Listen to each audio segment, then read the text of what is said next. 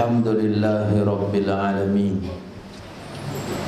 Wassalatu wassalamu ala Sayyidina Maulana Muhammadin Sayyidil Anbiya'i wal Mursalin wa Habibi Rabbil Alamin, wa ala ashabil akramin wa ahli baiti tahirin wa azwajit tahirat ummahatil mu'minin wa tabi'ina lahum bi ihsanin ila yaumiddin.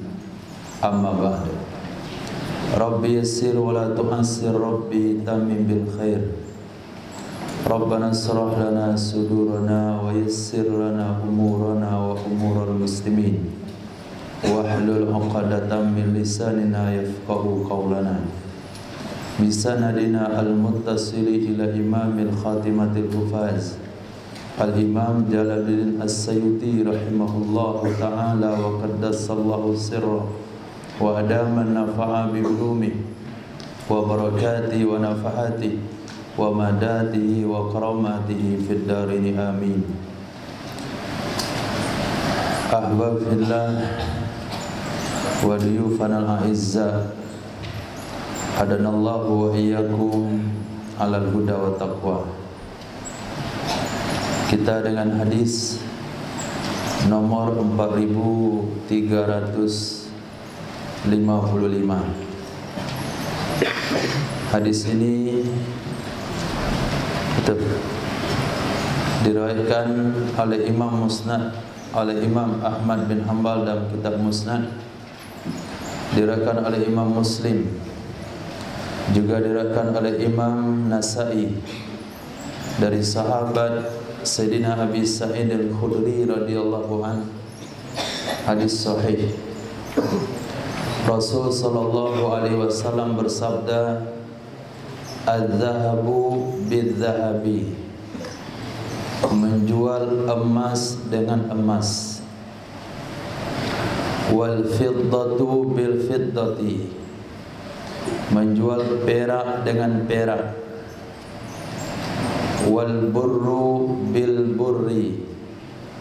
Menjual gandum dengan gandum. Wasyairu bis syairi. Menjual syair dengan syair. Syair yang dimaksudkan bukan senandung, tapi biji-bijian yang lebih kecil daripada gandum. Kalau kita sebutnya gandum juga, tapi orang-orang Arab itu tahu mana yang bur, mana yang syair. Bur bijinya lebih besar, syair bijinya lebih kecil. Wat tamru bit tamri. Buah korma dengan korma. Al milhu bil milhi. Jual garam dengan garam. Mislan bi mislin. Harus sama banyak dengan sama banyak. Mislan sama banyak, bimislin dengan sama banyak. Yadan biyadin, tangan dengan tangan, tangan dengan tangan. Faman zada, maka siapa saja yang melebihkan.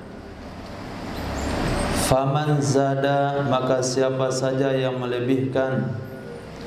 Awistazada, atau dia minta lebih, atau dia minta tambah. Faqad arba, maka sungguh dia telah terlibat dengan riba. Wal akhizu, orang yang mengambil. Wal mu'ti, dan orang yang memberi. Sawaun, sama dalam hal dosa. Hadis sahih. Kalau kita baca kitab fikih Syafi'iyah, maka dalam kitab fikih disebutkan ada asnaf ribawi. Asnaf ribawi, yaitu 6 perkara yang disebutkan di dalam hadis. Macam-macam barang yang dijual sesamanya akan menyebabkan jual beli riba. Dalam hadis ada 6. Pertama, jual beli emas dengan emas, perak dengan perak, bur dengan bur, syair dengan syair, tamar dengan tamar, garam dengan garam. Kalau diperjualbelikan, maka syaratnya harus 3. 1, sama banyak.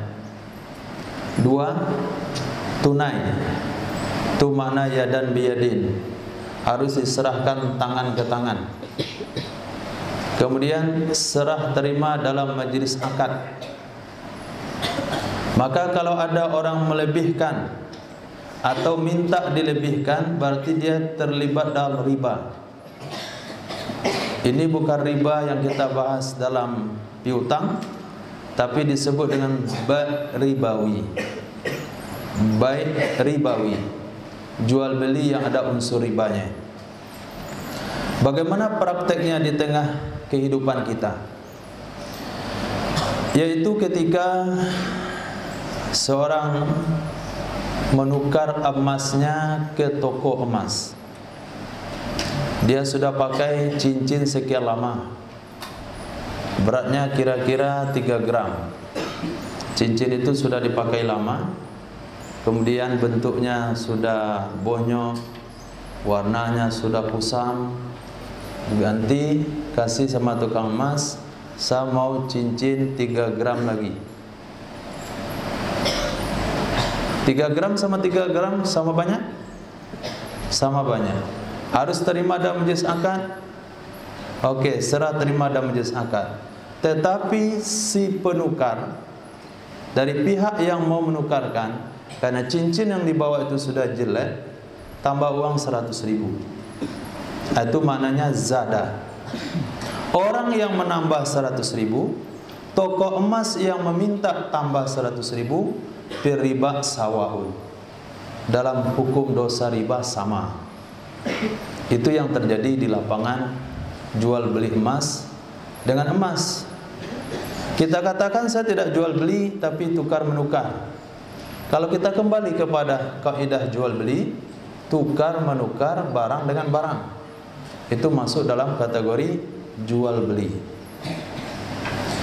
Kemudian bur dengan bur. Maka dari enam asnaf ribawi yang disebutkan dalam hadis, ulama Syafi'iyah menarik 3 kesimpulan. Emas dengan emas, perak dengan perak, itu diambil di sana adalah mata uang. Kemudian bur dengan bur, syair dengan syair, diambil di situ makanan pokok.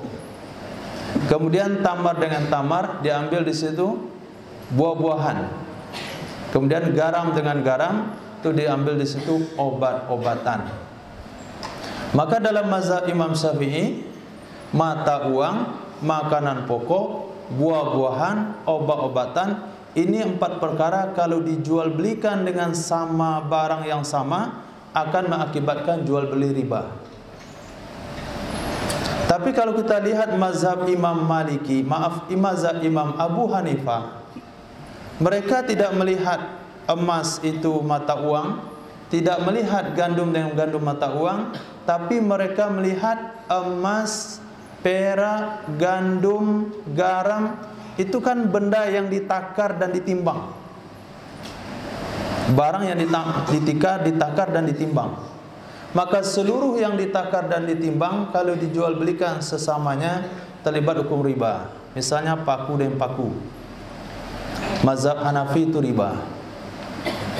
Antum punya paku panjang 7, terlalu panjang? Panjang 4, saya panjang 2. Tapi karena saya perlu panjang 4, antum perlu panjang 2, kita tukaran.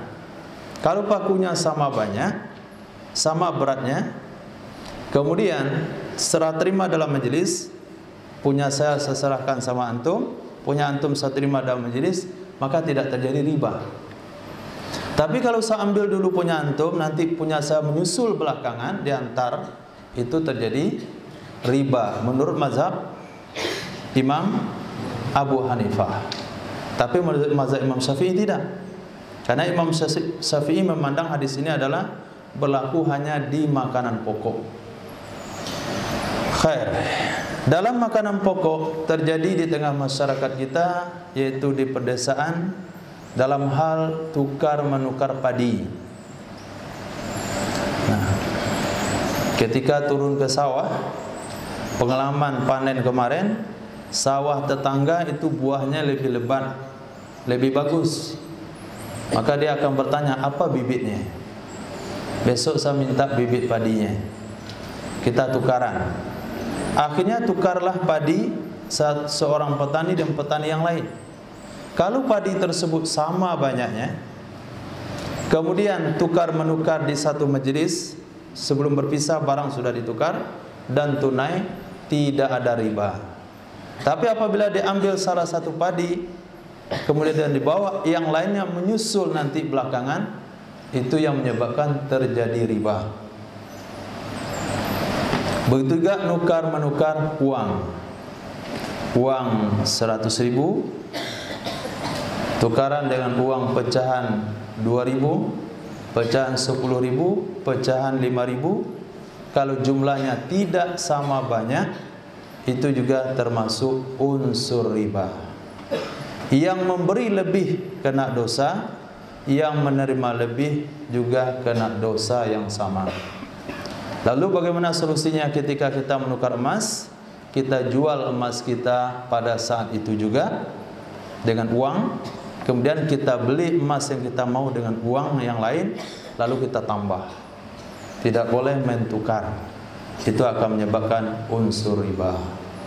Dan kita juga tidak salahkan toko emas itu tidak meminta tagihan 100.000, karena emas yang kita bawa sudah jelek, perlu perawatan dan sebagainya. Itu memang tidak salah, karena perlu perawatan. Tapi cara yang seperti itu akan menyebabkan kepada bai' ribawi. Allah khair insyaallah. Jadi kalau bab muamalah memang sulit dipahami. Paham Sa'ad? Nah. Hadis berikutnya Nabi SAW bersabda, masih dengan judul yang sama, az-zahabu biz-zahabi, emas dengan emas, wal fiddatu bil fiddati, perak dengan perak, wal burru bil burri, bur dengan bur, wasyairu bis syairi, syair dengan syair, at-tamru bit tamri, tamar dengan tamar, al-milhu bil milhi, garam dengan garam, mislan bi mislin, harus sama banyak dengan sama banyak, sawaan bi sawain, harus sama dengan sama, sama dengan sama artinya tunai dengan tunai, yadan bi yadin, tangan dengan tangan, artinya serah terima dalam majlis. Fa idza ikhtalafat hadhil asnaf, apabila berbeda ini macam-macam, ikhtalafat berbeda, hadhil asnaf ini macam-macam, fabi'u kaifa syi'tum, maka juallah oleh kalian bagaimana saja kalian mau. Kaifa syi'tum, bagaimana saja kalian mau. Idza kana yadan biyadin, apabila ada ia tangan dengan tangan. Di sini ada penambahan hukum, yaitu terletak pada ujung hadis, ikhtalafat hadhil asnaf, apabila berbeda macamnya. Kita beli jagung dengan padi, kita beli emas dengan perak, kita beli anggur dengan kurma, kita beli bodrek dengan konidin. Konidin dimakan? Nah, ada yang dimakan. Maka boleh saja jual belinya terserah berapa saja, nggak ada masalah. Syaratnya yang penting dua. Pertama tunai, yang kedua serah terima dalam majlis. Misalnya bagaimana? Kita punya kacang hijau, Adit punya kacang hijau 5 kilo, Fatur Rahman punya beras 20 kilo. Boleh nggak jual beli? 5 kilo kacang hijau dengan 10 kilo beras, Boleh. Enggak perlu sama banyak. Kenapa? Jenisnya sudah berbeda. Tapi dua syarat tetap. Serah terima dalam majelis, kemudian tunai. Begitu juga tukar uang rupiah dengan mata uang yang lain. Kita pergi ke money changer, kita bawa rupiah, mau beli dolar. Nah, itu nggak perlu sama banyak rupiah dengan dolar, nggak bakalan mau orang. Nah, dan itu diakui boleh. Tapi ada dua syarat yang perlu dipahami. Apa dua syarat tersebut? Kita serahkan rupiah, kita terima dolar di waktu yang sama. Tapi apabila kata orang money changer, saya hitung dulu rupiah kamu, silakan nunggu di situ. Nah, nanti dipanggil. Pada saat itu terjadilah riba. Di mana letak ribanya? Mana letak ribanya? Dia terjadi penangguhan dalam penyerahan barang. Kalau kata orang tersebut, tar dulu saya hitung, tunggu di situ. Bilang saya tunggu di sini saja. Jangan berpisah dari dia. Tapi kalau sempat dia pergi ke kamar belakang cari uang, itu harus diulang akad baru. Kalau tidak diulang, tetap terlibat kepada jual beli riba. Kenapa? Karena dia belum serah terima rupiah dengan dolar sebelum mereka berpisah. Khair. Masya Allah. Hadis berikutnya. Nabi SAW bersabda, az-zahabu emas, wal hariru sutra, hilun halal, li inathi ummati, bagi perempuan umatku. Emas dan sutra halal bagi perempuan umatku. Wa haramun ala dzukuriha, dan haram terhadap laki-lakinya umat. Seperti yang kita sampaikan beberapa minggu yang lalu, yaitu cincin akik yang diikat dengan suwasa, yaitu kuningan campur emas, walaupun kadar emasnya cuma 2 karat, 3 karat, maka hukumnya haram. Karena sedikit pun laki-laki tidak boleh memakai emas, walaupun campuran. Tapi dalam sutra, ulama Syafi'iyah membolehkan selagi bahan sutranya tidak melebihi 50% daripada benang yang lain. Misalnya kita punya baju campuran benang sutra dengan benang kapas, sutra 50%, kapas 50%, hukum memakainya boleh. Tapi apabila sutra melebihi daripada benang yang lain, hukumnya haram. Kalau sutra lebih sedikit boleh.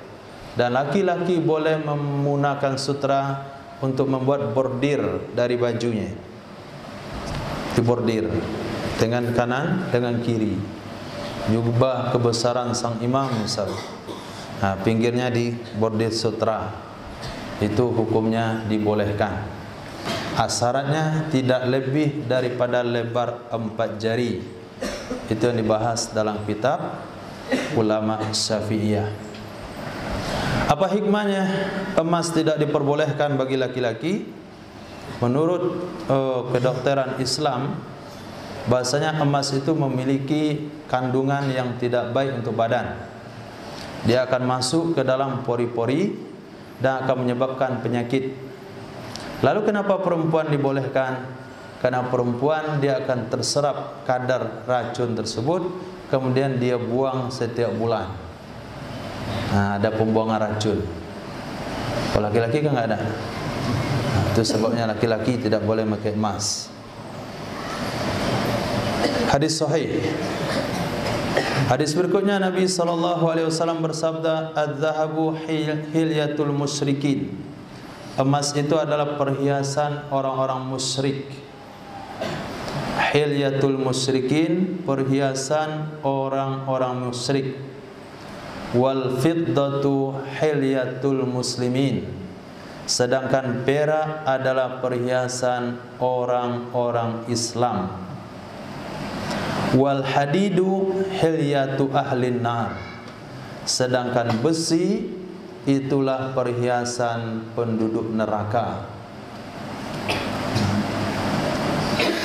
Maka di dalam perhiasan laki-laki muslim adalah yang dicontohkan, yang dihalalkan hanya cincin, kalung haram, anting haram, gelang kaki juga haram, kemudian cincin hidung juga haram. Satu-satu perhiasan yang boleh bagi laki-laki hanya cincin. Dan ulama Syafi'iyah memakruhkan memakai cincin lebih daripada satu. Kemudian kalau terbuat dari emas, hukumnya haram. Seperti hadis di sini, itu adalah perhiasan orang musyrik. Dan perak adalah perhiasan orang Islam. Sedangkan cincin besi perhiasan ahli neraka. Maka yang bingkainya cincin ganti, yang bingkainya besi. Ketika seorang sahabat datang di hadapan Nabi SAW, kemudian dia memakai cincin dari besi.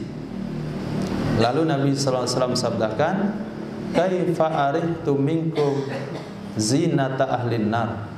Kenapa saya mencium dari kamu perhiasan ahli neraka? Maka sahabat pun melepaskan cincinnya. Tapi walaupun ada hadis ini, perhiasan yang terbuat dari besi adalah perhiasan ahli neraka. Dan hadis yang kita katakan, kenapa saya mencium dari kalian bau perhiasan ahli neraka, lalu sahabat membuang cincin besinya. Tapi ada hadis yang mengatakan, utlub walau hataman min hadid. Seorang laki-laki yang mau menikah di hadapan Rasul, kemudian Nabi bertanya, apa yang kamu jadikan maharnya? Laki-laki itu katakan, kain sarung saya wahai Rasul. Nabi sabdakan, kalau kamu kasih untuk dia, bagaimana kamu pakai? Maka carilah sebingkai cincin dari besi. Nah, di hadis itu Nabi memerintahkan kepada sahabat tersebut untuk mencari sebingkai cincin dari besi. Karena ada hadis larangan dan karena ada hadis perintah, maka hukum memakai cincin besi jatuhnya makruh. Nah, tidak lagi haram. Tapi makruh itu maknanya dibenci. Kalau dibenci, enggak disenangi oleh Nabi. Ya, kalau antum datang di hadapan Rasul memakai yang besi itu, Nabi enggak senang lihat. Nah, gini lihat.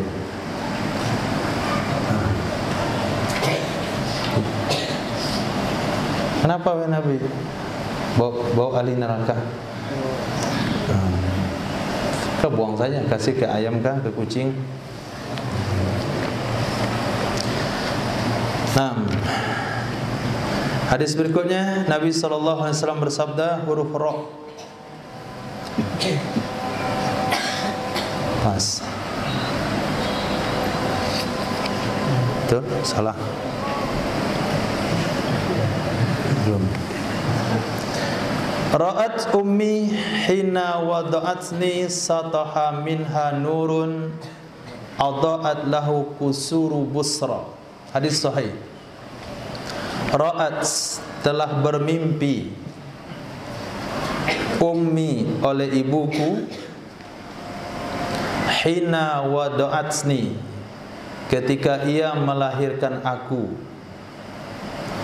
Ketika ia melahirkan aku. Maaf, bukan bermimpi, benar-benar melihat.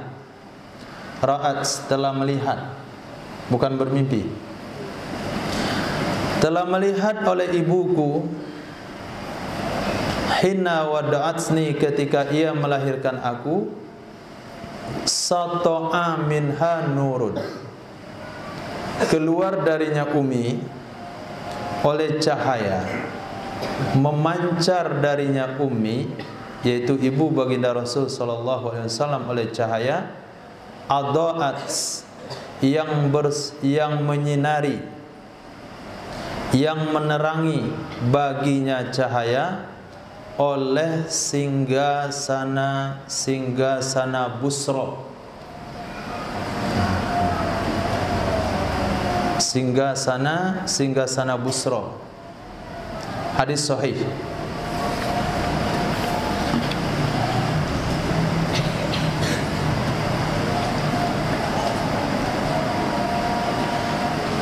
Di dalam dikomentari oleh Imam Abdul Rauf Al-Manawi, Ra'at Ummi itu ada dua penafsiran. Penafsiran pertama, benar-benar melihat dengan pandangan mata. Ketika Sayyidatina Aminah radhiyallahu ta'ala anha melahirkan baginda Rasul sallallahu alaihi wasallam, maka nampak oleh beliau bahasanya yang keluar dari faradnya itu adalah cahaya yang menerangi singgasana Busra. Dalam pendapat yang kedua, yaitu bukan melihat dengan pandangan mata tapi bermimpi. Sebelum melahirkan baginda Rasul sallallahu alaihi wasallam, Sayyidatina Aminah bermimpi keluar dari farad beliau, seolah-olah beliau melahirkan cahaya yang cahayanya itu menerangi kerajaan-kerajaan Busra. Hadis di bawah juga sama, Ra'at Ummi, telah melihat oleh ibuku ka'annahu kharaja minha, seolah-olahnya kharaja minha, telah keluar darinya ibu, telah terlahir darinya ibu oleh cahaya yang bersinar dari karenanya. Itu min ta'lil, di samping mananya dari ditambah karena, minhu dari karenanya bercahayalah singgasana Syam. Titik. Nah, azan insyaallah.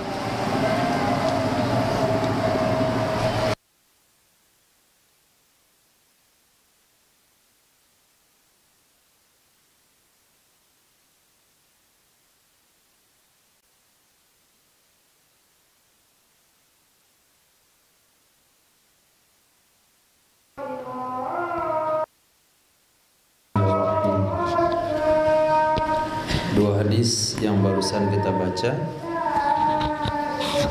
Pertama, hadis kedudukannya sahih. Yang kedua, kedudukannya hasan.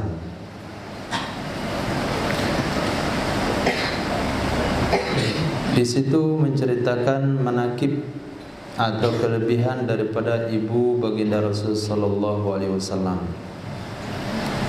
Sayyidatina Aminah radhiyallahu ta'ala anha. Mereka mengatakan ibu baginda Nabi dalam neraka. Ini pendapat yang harus kita waspadai ketika mereka berani menuduh bahasanya ibu dan ayah baginda Rasul ada di neraka.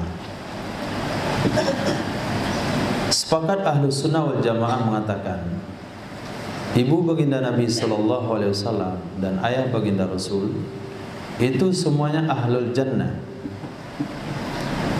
Kalaupun mereka berada dalam kondisi tidak taat sekalipun, tetap akan bebas daripada azab Allah.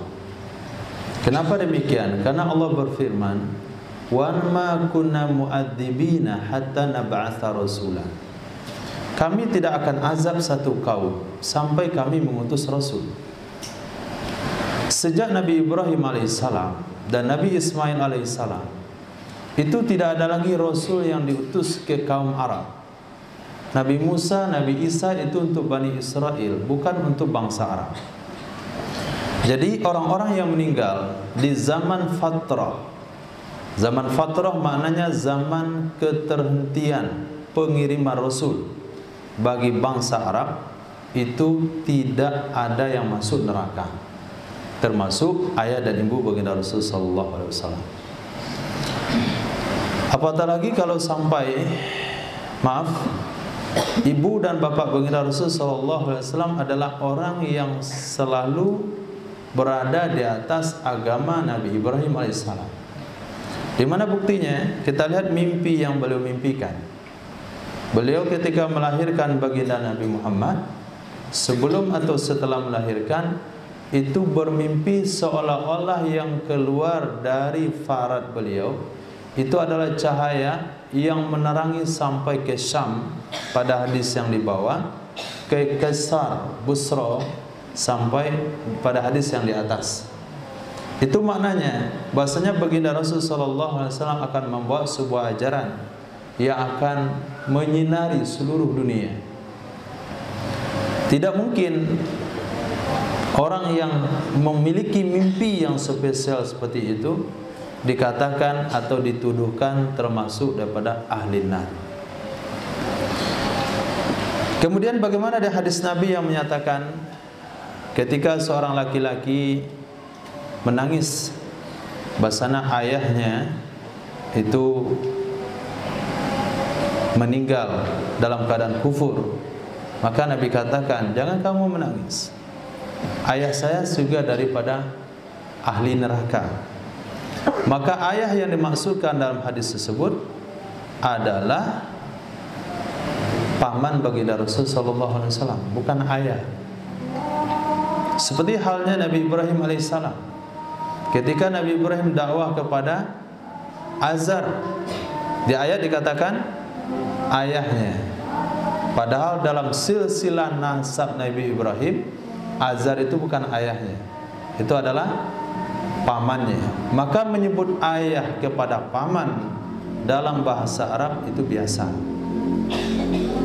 Nah, hadis berikutnya juga sahih, Nabi SAW bersabda, Ra'sul hikmah, puncak daripada hikmah adalah, atau pangkal daripada hikmah adalah makhafatullahi ta'ala, takut kepada Allah Subhanahu wa ta'ala.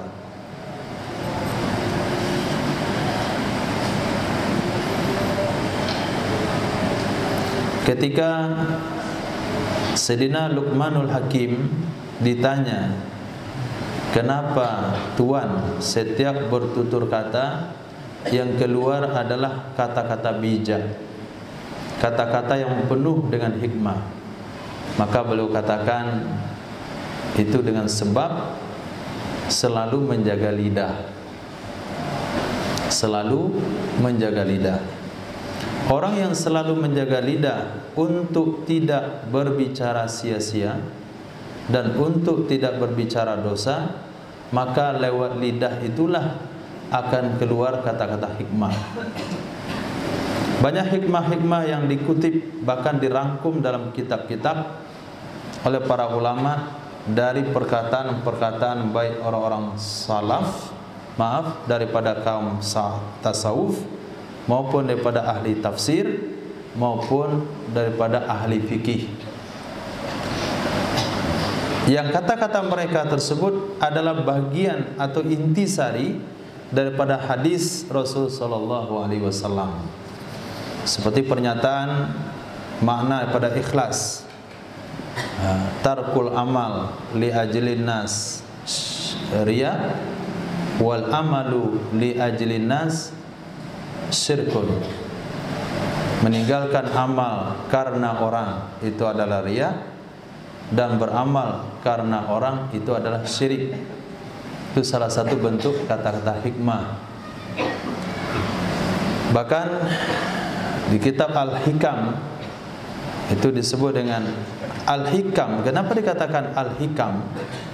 Karena kalimat kitab itu mengumpulkan hikmah-hikmah, intisari perkataan-perkataan ulama, yang kadang-kala perkataan tersebut sulit untuk dipahami oleh sebagian orang, kecuali dengan membaca syarahnya. Kadang-kala kalau kita baca makna pada Al-Hikam, kita pening sendiri mikirkan apa maksudnya. Jangankan mau memikirkan kata hikmah daripada orang-orang ahlullah yang dekat hubungannya dengan Allah Subhanahu wa taala, memikirkan pepatah Minang saya sulit untuk dipahami. Itu bukan dari ahlullah sebagiannya. Nah, jadi puncak hikmah itu bukan direkayasa. Oh, saya mau jadi orang bijak, lalu dicari kata-kata mutiara yang bagus, dikutip kata fulan dan fulan, disusun kata-katanya biar bagus dan indah. Bukan, itu pemaksaan dan tidak ada nurnya dan tidak ada rasanya.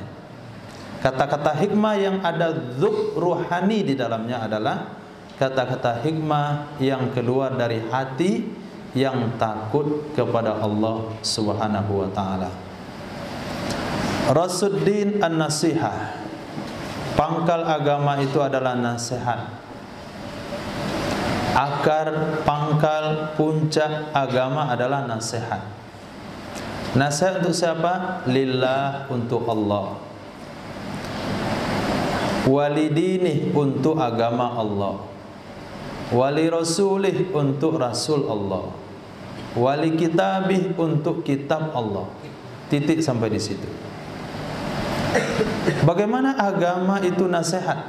Bahkan dalam hadis dikatakan ad-dinun nasihat. Agama itu nasihat. Liman? Kita baca kitab Matan Arba'in. Liman? Lillah. Nasihat untuk Allah, nasihat untuk Rasul, nasihat untuk kitab. Apa maksudnya agama nasihat untuk Allah? Apa maksudnya agama nasihat untuk Rasul? Apa maksudnya agama nasihat untuk Al-Quran? Di sana ada bahasa kesetaraan. Dengan bahasa kesetaraan tersebut, semestinya umat memahami ketika dinasihati dengan agama, dia mikir. Bukan saya saja yang dinasihati dengan agama. Allah juga, Rasul juga, kitab juga. Jadi penerimaan bagi umat setelahnya itu, untuk menerimanya itu lebih kepada harap. Bukan ketika disampaikan nasihat agama dia menolak, tapi ketika disampaikan nasihat agama dia terima. Kenapa dia terima? Karena yang ada di pemikiran dia adalah agama itu bukan nasihat untuk saya saja. Allah saja terima nasihat agama. Apa maksudnya Allah terima nasihat agama? Allah tidak akan pernah melanggar sesuatu yang telah beliau sebutkan dalam Al-Quran. Karena Allah Maha Kuasa memasukkan orang beriman ke dalam neraka, orang kafir ke dalam surga. Itu akidah Ahlussunnah wal Jamaah. Tapi Allah tidak akan menyalahi janjinya. Allah tidak wajib, menurut ilmu akidah, Allah tidak wajib memberi pahala kepada orang soleh. Allah tidak wajib memberi dosa kepada orang kafir. Tidak ada kewajiban, tidak ada sesuatu yang memaksa untuk Allah berbuat seperti itu. Tapi Allah yang memiliki kekuasaan seperti itu, Allah tidak akan pernah menyalahi apa yang telah Allah sebutkan dalam Al-Quran. Berarti Allah sendiri mengikuti aturan Al-Quran, Rasul mengikuti aturan Al-Quran. Apalagi kita, siapa kita tidak mengikuti aturan agama. Nah, baru sampaikan wali a'immatil muslimin. Agama itu juga nasihat untuk pemimpin orang Islam. Dan agama juga nasihat lil muslimina ammah, bagi orang Islam secara umum. Kita berada di mana? Di deretan paling akhir. Lil muslimina ammah. Nah, ketika mendengar nasihat agama, kita terima dengan sepenuh hati, karena itu juga nasihat bagi orang, bagi zat yang jauh lebih mulia dari kita. Rasuddin al-wara'u. Pangkal dari sebuah agama adalah wara'. Pangkal dari agama adalah sifat wara'. Apa itu wara'? Wara' adalah meninggalkan perkara haram dan menjauhi perkara subuhat. Apabila dia naik makam sedikit lagi, mengurangi perkara halal supaya tidak terlibat kepada perkara subuhat, itu sudah naik ke makam zuhud. Nah, kita nggak usahlah naik makam zuhud dulu. Nah, makam wara saja. Apa makam wara? Kalau hak kita, kalau bukan hak kita jangan diambil. Kalau ada hak kita di situ, kita ambil kurang dikit daripada hak kita. Kurang dikit. Hak kita di situ 50%, ambil 49%. Supaya menjaga diri dari perkara subhat. Itulah yang disebut dengan wara. Ketika sifat wara itu ada, maka pada saat itulah mudah di dalam dirinya mengamalkan agama. Ketika dia tidak menjaga diri dari perkara subhat, jangan harap punya kekuatan untuk mengamalkan agama. Enggak akan pernah. Orang yang tidak memikirkan apa yang masuk dalam perutnya, halalkah haramkah, yang dia pakai halal atau haram, maka dia akan merasa malas untuk mengamalkan agama. Malas pokoknya. Pokoknya serba malas. Nah, kalau dalam diri kita muncul sifat malas, tinggal dicek. Adakah makan punya orang? Adakah pakai punya orang? Ada menempati punya orang tanpa hak dan tanpa izin? Itu dicek. Ketika hal itu ditemukan, insya Allah Allah akan berikan kemudahan-kemudahan, keringanan-keringanan fisik, lidah, telinga, kaki, semua anggota tubuh mengarah kepada ketaatan kepada Allah Subhanahu wa taala. Itu sebahagian dari maksud hadis Ra'suddin al-wara. Pangkal agama itu adalah wara. Hadis berikutnya Nabi sallallahu alaihi wasallam bersabda, Ra'sul akli ba'dal imani billah at-tahabbub ilan nas.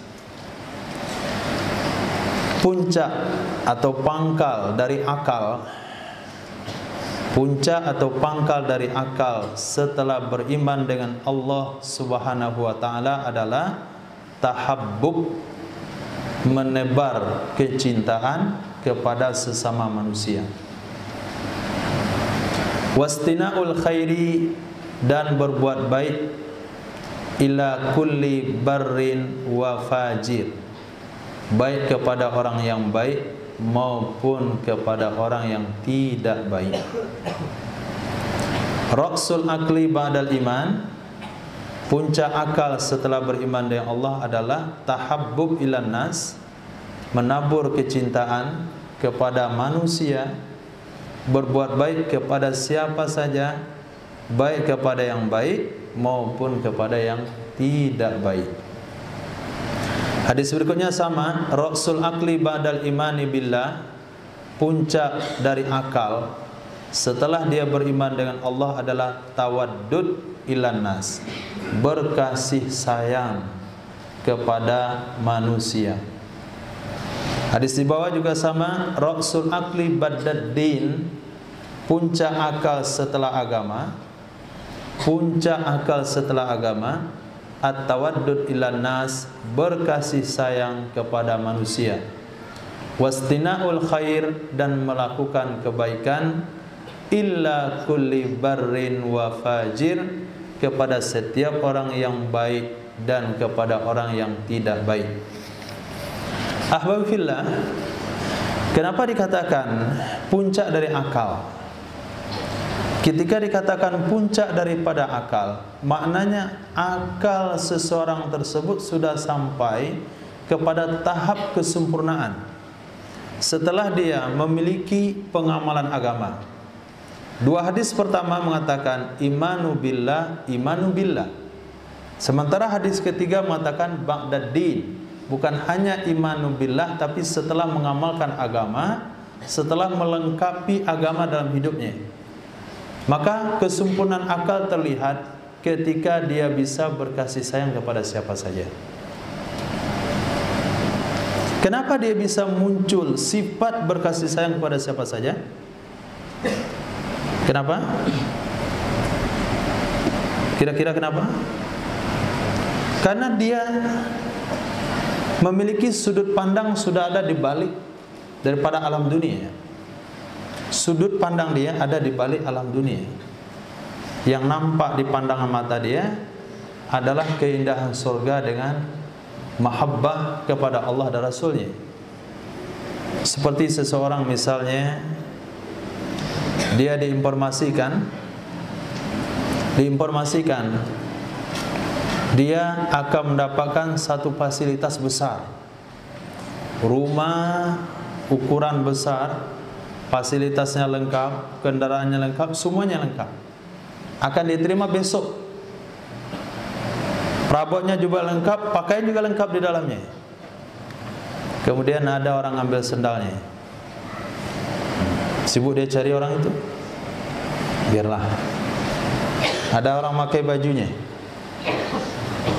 jadi orang berbajak sama dia, sudahlah.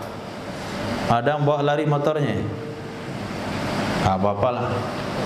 Kenapa berubah sikap seperti itu dia? Semuanya serba nggak apa-apa. Karena dia punya pandangan, besok pagi dia akan pindah ke suatu tempat yang lengkap dan seluruh fasilitasnya. Maka dikatakan di sini, puncak pengamalan, puncak kesempurnaan akal manusia ketika dia sudah bisa berbuat baik kepada siapa saja, baik orang baik maupun orang nggak baik. Kenapa? Karena dia bukan lagi sedang memikirkan apa yang ada di depan dia, tapi dia sudah sampai kepada alam akhirat. Seperti yang dikatakan oleh sahabat, arihtu ra'yatal jannah min jihatil Uhud. Saya sudah mencium bau surga dari arah gunung Uhud. Khair, insyaallah, semoga Allah tajamkan mata hati kita, Allah buka sehingga pandangan tidak lagi itu jangan semualah, semuanya jadi majzub. Khawatir juga tuh orang melihat. Kalau udah sampai pada tahap majzub, itu semua mata hatinya nggak nampak lagi di dunia, linglung itu aja deh. Ya. Ada apa kamu lihat? Itu majzub. Orang yang hatinya ditarik oleh Allah untuk cinta kepada Allah secara terpaksa, sehingga orang menganggap dia gila. Nah, itu carilah kitab Wali Majzub. Karangan siapa saya lupa. Wali Majzub, artinya wali-wali yang hatinya ditarik cinta oleh Allah secara terpaksa, sehingga dia tidak sadar dengan alam sekitar, sehingga orang-orang menganggap dia adalah gila. Di antaranya adalah Sayyidina Bahlul. Hari-hari tidur di kuburan, pagi-pagi bertengger di pohon, dan dilempar anak-anak dengan batu. Anak-anak tertawa, dia pun tertawa. Tapi lewat Harun Ar-Rasyid dengan kendaraan mewah datang haji, dia nasihati dari atas, sampai Harun Ar-Rasyid menangis mendengarkan nasihatnya. Ketika dikasih hadiah oleh Harun Ar-Rasyid, dia enggak terima.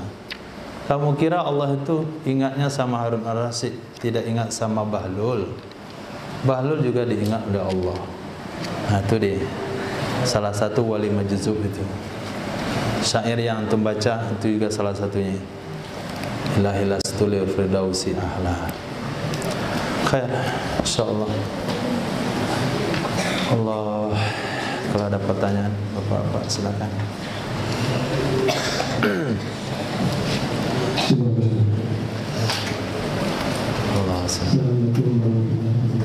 Waalaikumsalam warahmatullahi wabarakatuh. Jadi saya tanyakan Ustaz, ketika kita sudah melakukan sholat zuhur bersama, lalu posisi kita di belakang imam sebagai makmum, terus imam pada rakaat kedua, setelah sujud kedua pada rakaat kedua harusnya dia dulu tahiyatul awal, tapi dia terus berdiri sempurna. Dan makmum setelah mendengar Allah Akbar, dia dulu tahiyatul awal, dan imamnya sudah berdiri sempurna. Apa yang harus dilakukan makmum imam selanjutnya? Dan selanjutnya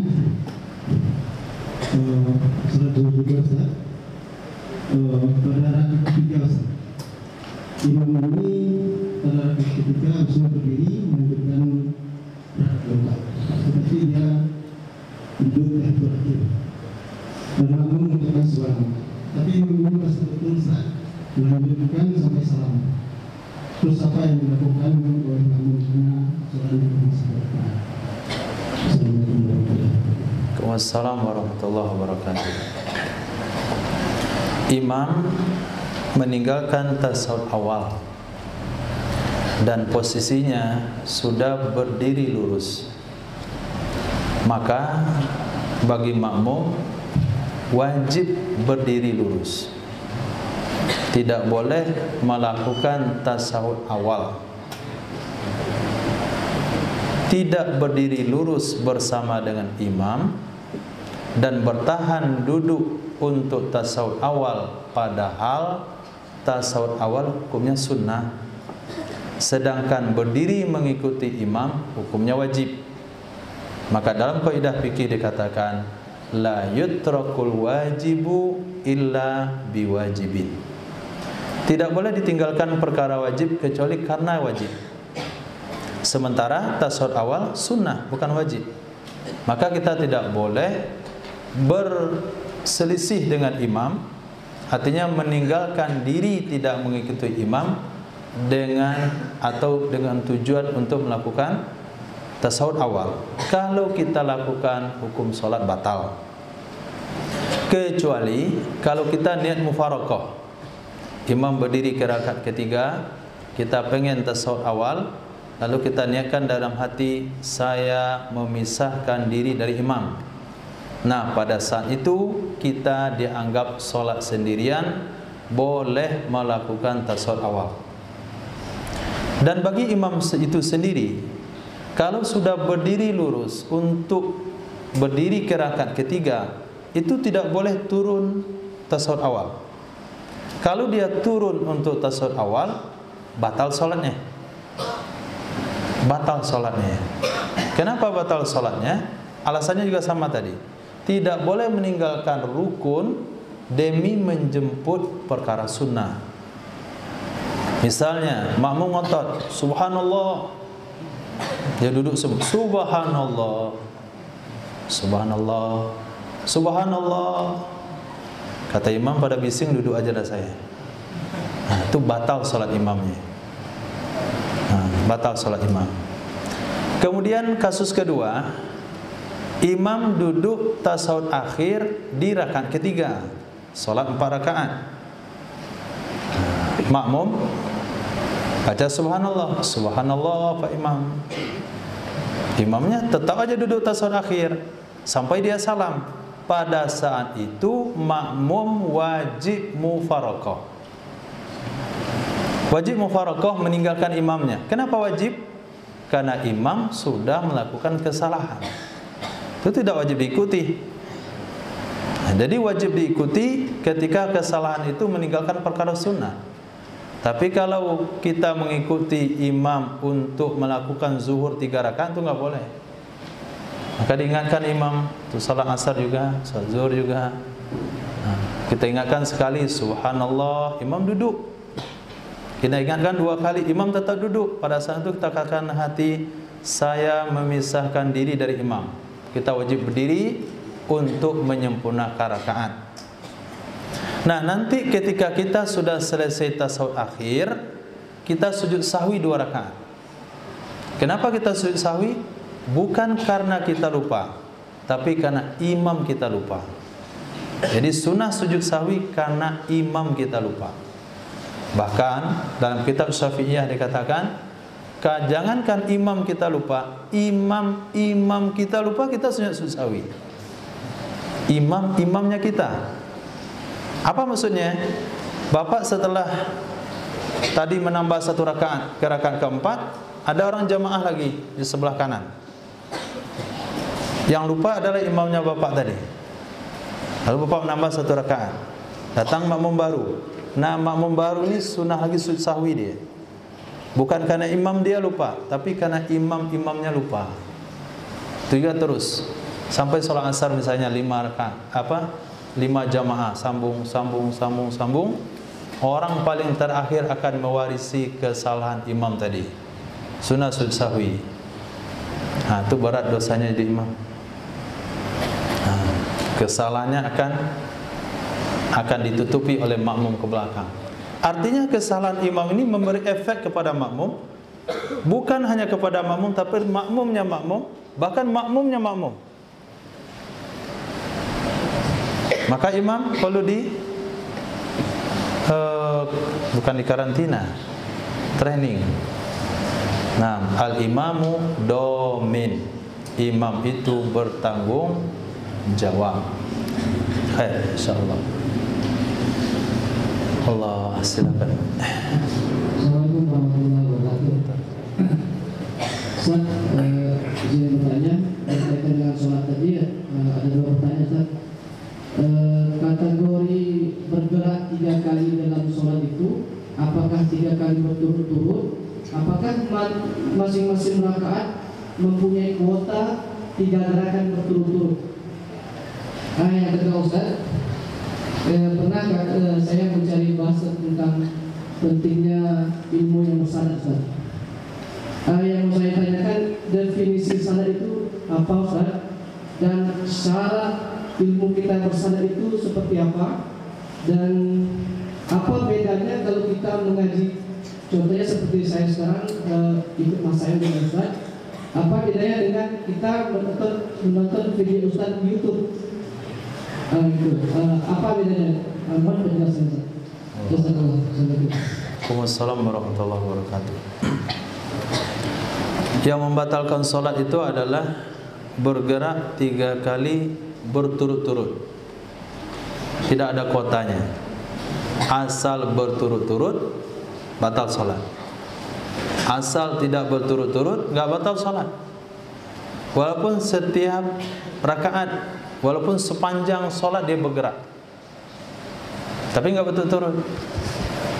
1, 2,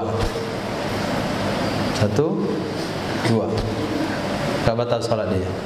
Seperti salah seorang tabi'in yang setiap mau sholat diletakkan sorbannya, mau sujud taruh, pegang 2 kali.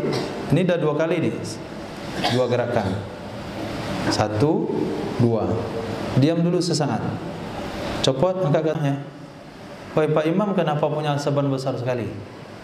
Perlu dilepaskan sedang sujud. Nanti mau berdiri pasang lagi. Berat sorbannya, kalau dia nggak dilepas nggak bisa diangkat, nggak bisa diangkat gitu.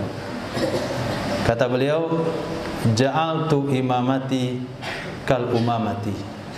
Saya perlakukan sorban saya seperti Nabi memperlakukan cucunya Umamah binti Sayyidatina Zainab radhiyallahu an, yang Nabi gendong ketika sholat, tersujud ditaruh, mau berdiri gendong lagi. Jadi bergerak seperti itu dilakukan oleh Nabi dalam sholat 4 rakaat. Tapi menurut penelitian ulama itu tidak atau selalu menjaga tidak bergerak 3 kali berturut-turut. Khair. Dan termasuk bergerak 3 kali berturut-turut yaitu melangkah 3 langkah. Maaf, melangkah 3 langkah. Itu dianggap membatalkan sholat. Kalau 2 langkah tidak. 2 langkah tidak membatalkan sholat. Nah, sekarang kita dihadapkan dalam permasalahan khilafiyah lagi. Apa itu langkah? Khutwah, langkah. Kalau bahasa Indonesia langkah itu apa? Coba maju 1 langkah. Maju 1 langkah. Menurut kita 1 langkah disuruh maju itu mengangkat 1 kaki kanan, kemudian mengangkat 1 kaki kiri. Itu 1 langkah. Itu begitu? Maju 1 langkah gerak gitu. Itu berapa diangkat? 2 kaki. Langkahkan kaki kanan, letakkan kaki kiri sejajar dengan kaki kanan. Itu adalah 1 langkah menurut pendapat dhaif. Jadi yang kita pakai dalam aturan baris berbaris itu pendapat dhaif. Nah, pendapat sahih langkah itu adalah mengangkat 1 kaki ke depan. Itu 1 langkah. Dan mengangkat 1 kaki lagi itu sudah 2 langkah. Nah, perlu hal ini kita pahami. Kenapa? Ketika nanti ada orang di depan shaf kita batal sholatnya, kan kosong. maka yang akan mengisi adalah shaf di belakangnya. Kadangkala dia melangkah aja 2 langkah ke depan, tuh 2 langsung berdiri. Batal salat. Bagaimana caranya? Langkahkan kaki kanan ke setengah shaf, langkahkan kaki kiri, berdiri lu, subhanallah. Kemudian langkah lagi, berdiri lagi. Itu baru sah. Imam batal salat digantikan oleh imam cadangan. Dia melangkah cepat. Kata dia itu 2 langkah. Itu 2 langkah dhaif. Itu 2 langkah dalam baris berbaris. Nah, kadang-kala dipahami bahasa Arab dengan bahasa yang mereka kenali. 2 langkah. Ingat dia. Oh, latihan baris berbaris. Maju 2 langkah, gerak. Itu 2 langkah begini tuh. 1, 2. Sementara langkah yang dimasukkan dalam Arab itu bukan kayak gitu. Itu sudah dianggap 4 langkah. Sudah dianggap 4 langkah. Berarti yang dianggap langkah dalam Arab adalah, bahasa Arab adalah mengangkat 1 kaki ke depan. Itu 1 langkah. Dan mengangkat 1 kakinya lagi, itu dianggap 2 langkah. Baik diletakkan sejajar dengan kaki depan atau lebih maju. Khair. Maka berjalan 1 langkah dalam salat enggak batal. Tapi berjalan 2 langkah itu sudah membatalkan salat. Kemudian ilmu bersanad. Apa maksud dengan bersanad? Ya Rabbi, dalam hadis Nabi bersabda, "Talabus sanadil ulia minad din." Mencari sanad yang tinggi itu bagian dari agama.